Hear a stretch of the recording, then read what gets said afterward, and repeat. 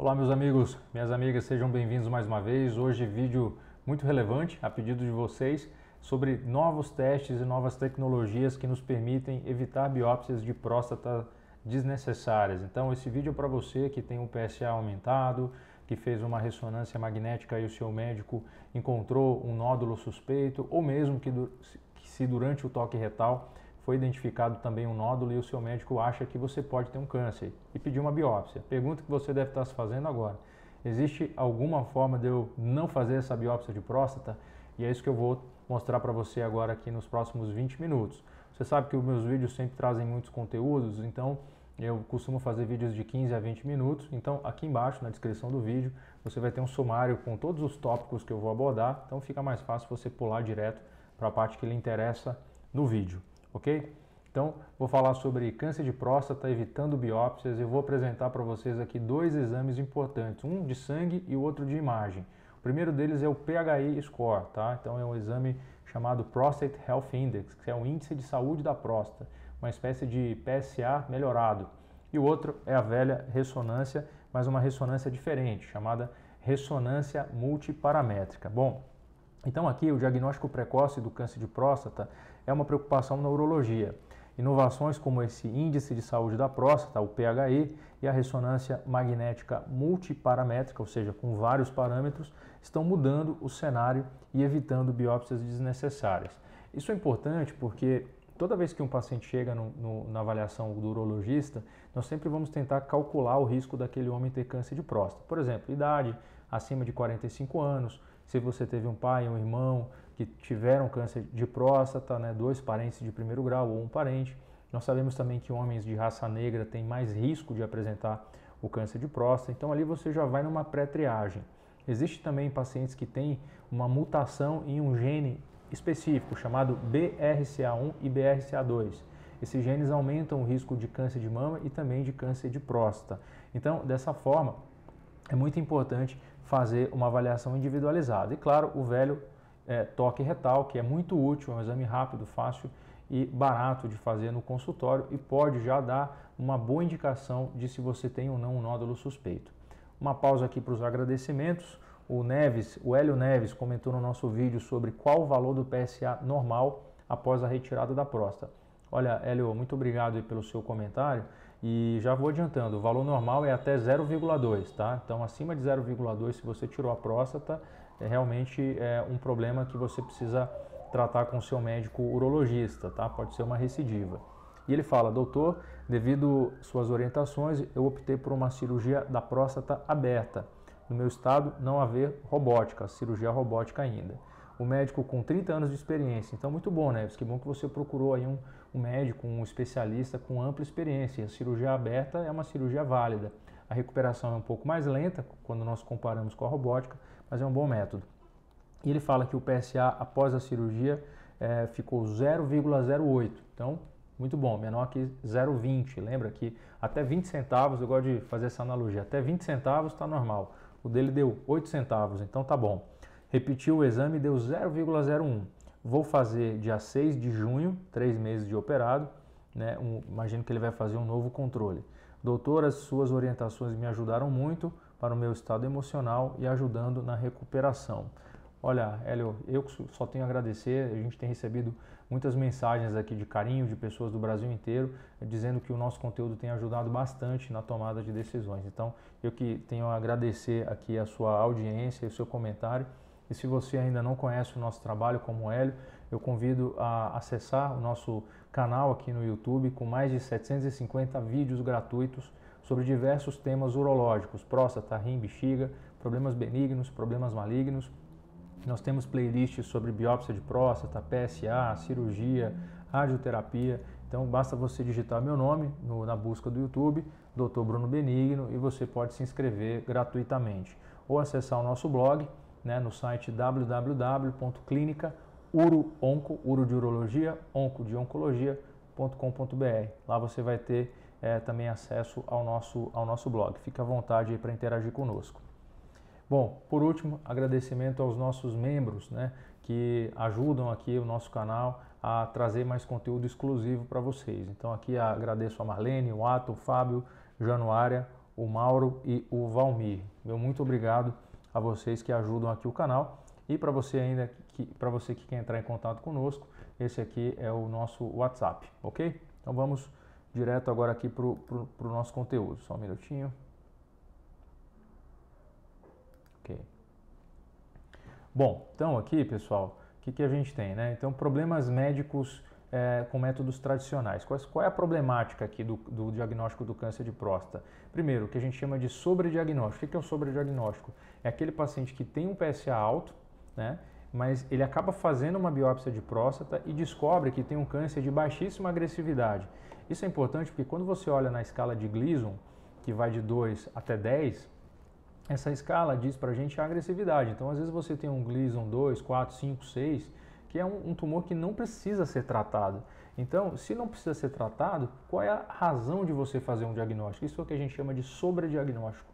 Ou seja, um diagnóstico de um problema que não existe, na verdade, e que poderia ser apenas monitorado. Então, a gente quer fazer diagnóstico daqueles homens que têm câncer de próstata letal, ou seja, aquele câncer de próstata que de fato vai crescer e pode ameaçar a vida desse paciente.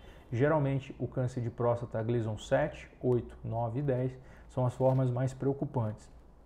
Outro problema é que a biópsia é um método de diagnóstico que é invasivo. Então, por ser um método diagnóstico invasivo, então aqui, ó, biópsia invasiva, sobrediagnóstico. Então, esses são os problemas principais aqui de uma biópsia de próstata. Então, pelo fato da biópsia ser um método invasivo, ele está sujeito também a complicações desnecessárias, né? Então, a gente pode ter infecção urinária em até 10% dos casos, a gente pode ter sangramento em 5 a 6% dos casos, casos de complicações graves em 0,3%, ou seja, muito pequeno. Mas a gente sempre tenta evitar um exame se ele não é completamente necessário. E, às vezes, uma biópsia pode levar também a um tratamento desnecessário. O que eu quero dizer com isso? Se você descobre um câncer de próstata, às vezes, de baixa agressividade, mas aquilo pode causar, de certa forma, até uma ansiedade desproporcional à agressividade real do tumor. Então, você descobre um Gleason 6 e você poderia fazer uma vigilância ativa, mas acaba optando por tratamento porque imagina que aquele câncer pode crescer, porque você ficou com uma ansiedade, tanto você quanto o seu médico podem ter ficado com esse receio, sendo que na verdade você poderia ter sido simplesmente acompanhado. Então, o que a gente chama de tratamentos desnecessários, isso pode acontecer. Então, o próximo ponto importante aqui é como melhorar isso. Você vai me perguntar, então, como melhorar? Então, a triagem desses pacientes, ela era feita basicamente com o valor do PSA, o toque retal e o exame de ultrassom. Mas agora eu vou apresentar para vocês duas camadas de complexidade. E com essa estratégia, nós podemos evitar até 30% de biópsias desnecessárias. Está passando aqui tá bem movimentado aqui a nossa rua hoje, mas vamos lá. Acontece, são coisas aqui do ao vivo. Então, a evolução aqui dos métodos diagnósticos. Então, a gente tem o PHI Score. Então, o PHI é a sigla do inglês que significa Prostate Health Index, que é um índice de saúde da próstata. Ele combina 3 tipos de PSA, tá? Quem são esses 3 tipos de PSA? O PSA total, o PSA livre e uma outra molécula chamada P2-PSA, que costuma estar alta em pacientes que têm câncer de próstata. E baseado nisso, é feito um cálculo matemático que vai dar para a gente o PHI Score. Então, o PHI Score é uma escala que vai de 0 até 100, sendo que quanto maior é o PHI Score, maior é o risco do homem ter câncer de próstata. Se a gente tem e pode reduzir em até 30% o número de biópsias desnecessárias. Se você tem um PHI Score de 0 até 20, o risco de ter câncer de próstata é só de 8%. Se você tem um PHI Score de 21 até 40, o seu risco já sobe para 22%. E se o seu PHI Score é acima de 40, o risco já sobe para 42%. Portanto, isso pode nos ajudar a tomar uma decisão, fazer ou não fazer uma biópsia, certo? Então vamos aqui adiante.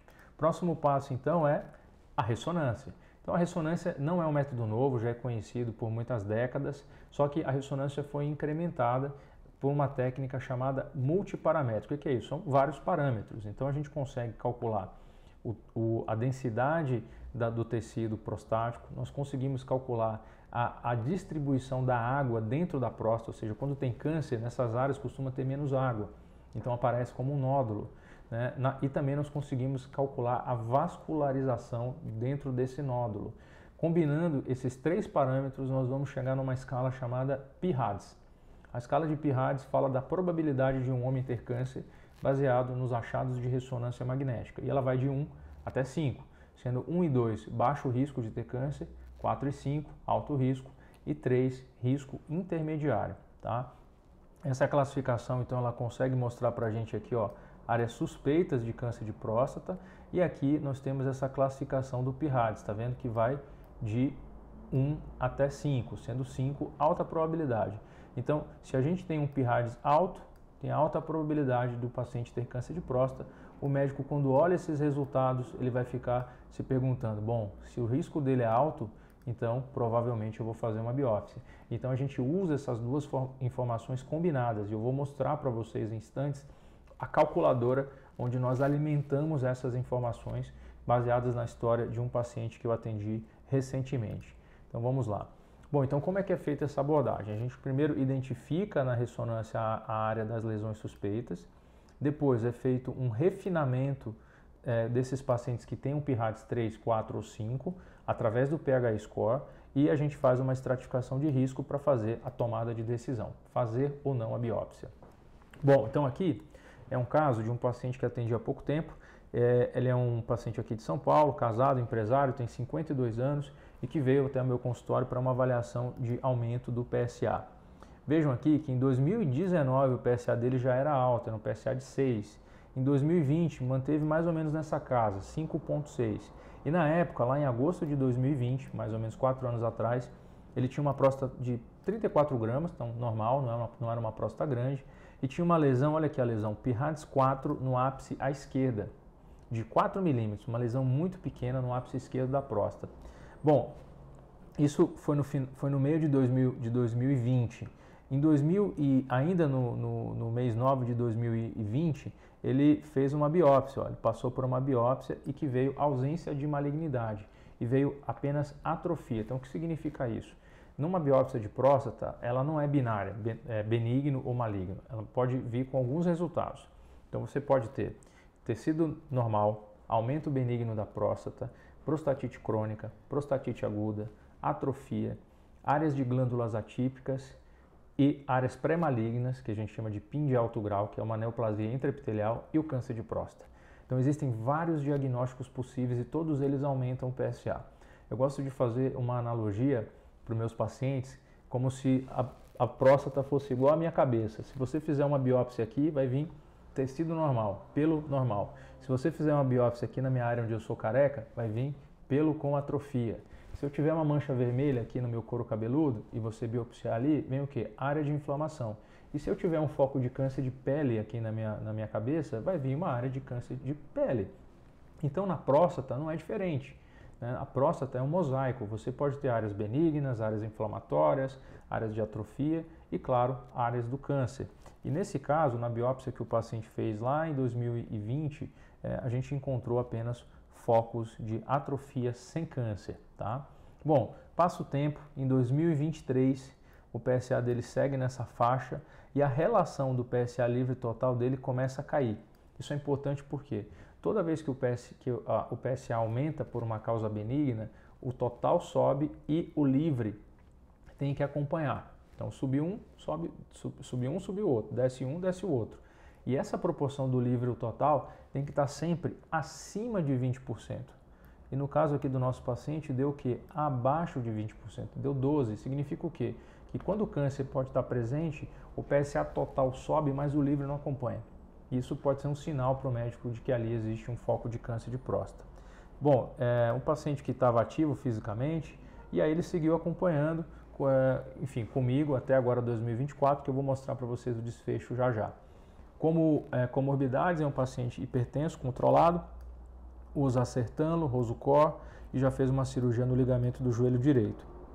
Antecedente familiar, ele tem uma irmã que já teve câncer de tireoide. Câncer de tireoide não é um fator de risco para câncer de próstata. Então aqui deixa eu compartilhar com vocês. Ó. Então ele tem aqui a hipertensão arterial, usa Sertano para hipertensão, cirurgia de ligamento do joelho e a irmã teve câncer de tireoide. Então vamos adiante. Bom, O exame físico dele é um exame físico de bom estado geral, abdômen indolor, peso 70 quilos, altura 1,75 m. Fiz o exame da próstata sem nódulos, próstata de 30 a 40 gramas e o toque foi completamente indolor. Então, nada suspeito, tá? E aí, ele volta comigo nessa consulta mais recente e eu considero fazer uma nova biópsia. Por quê? Porque ele estava aí com o PSA com uma relação baixa. Mas eu falei, olha, a gente pode tentar não fazer uma nova biópsia no seu caso. O que é possível fazer, né? Então eu pedi para ele esses dois exames aqui, o PHI score, que veio 47, e pedi uma nova ressonância magnética, que ele veio comigo essa semana. Passou comigo aqui, ó. Os últimos exames dele foram aqui do dia 5/6, né? Foi no comecinho do mês passado. E olha só o PHI score dele, veio 47, alto. Lembra que eu falei para vocês? Acima de 40 é preocupante, né? Então aqui já dava um risco alto, mas quando eu joguei na calculadora e lancei o PIRADS 2, vocês vão ver que quando a gente associa essas duas informações, o risco dele ter câncer de próstata vai lá para baixo. Então é isso aqui que eu vou mostrar para vocês. Então eu fiz, esse aqui é o exame, tá? Que eu queria mostrar para vocês, ó. Então veio aqui o nome do paciente, a identificação, aqui a gente vê o PIRADS 2, uma próstata de 33 gramas, o exame é recente. Ele fez aqui o exame que chama P2-PSA, olha como é que aparece o exame, tá vendo? Então aqui tem a dosagem do PSA livre, o PSA total, a relação livre total, o P2-PSA e aqui embaixo ó, aparece o PHI score, tá vendo?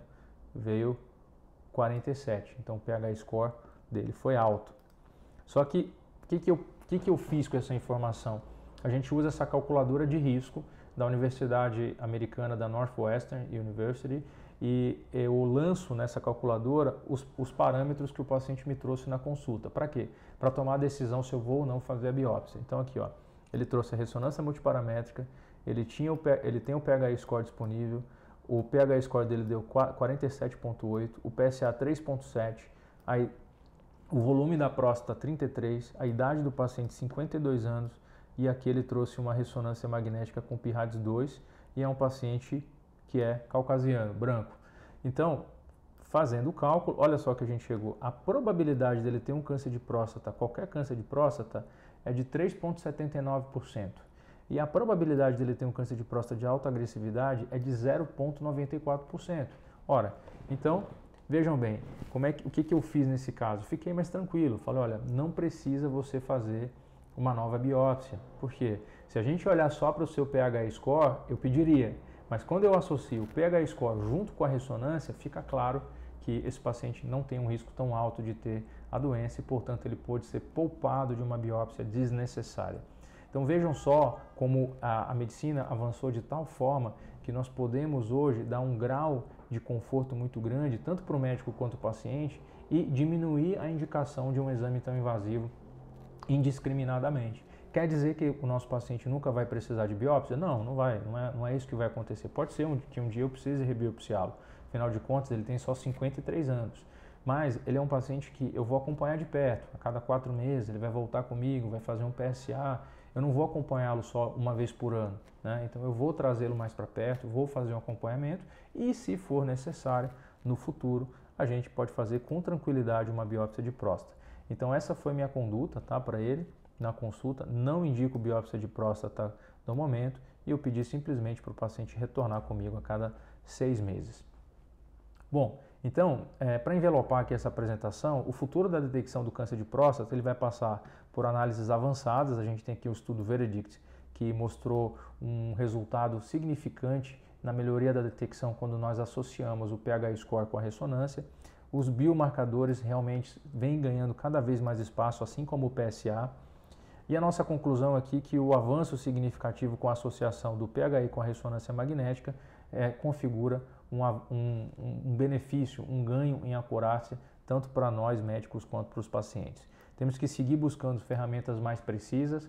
Inteligência artificial é a bola da vez, então a gente espera cada vez mais poder integrar esses modelos de inteligência artificial para identificar quem são os homens que de fato precisam fazer uma biópsia.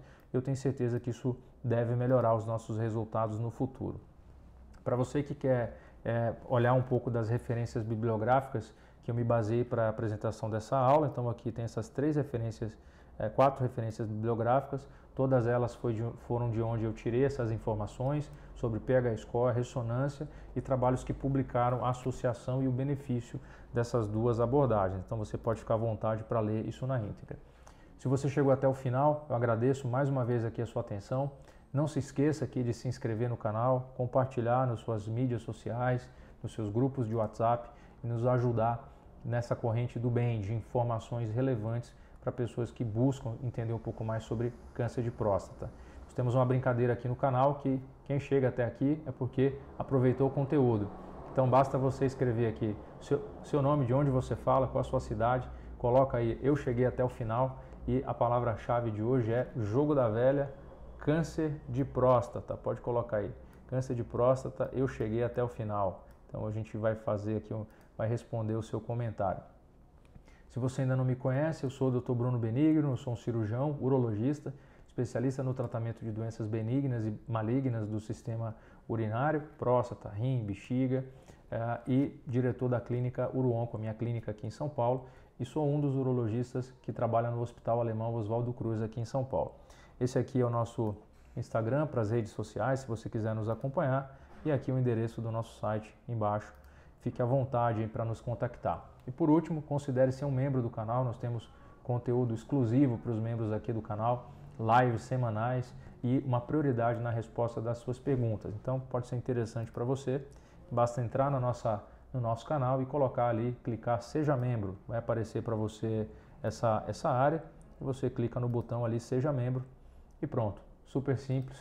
Mais uma vez, gente, muito obrigado pela atenção, segue o contato meu, da minha equipe, e a gente se vê no próximo vídeo. Deixa aqui as sugestões do que você quer ouvir, quais são os temas que você se interessa, e a gente vai ter um maior prazer em preparar esse conteúdo exclusivo para você. Mais uma vez, obrigado, até a próxima.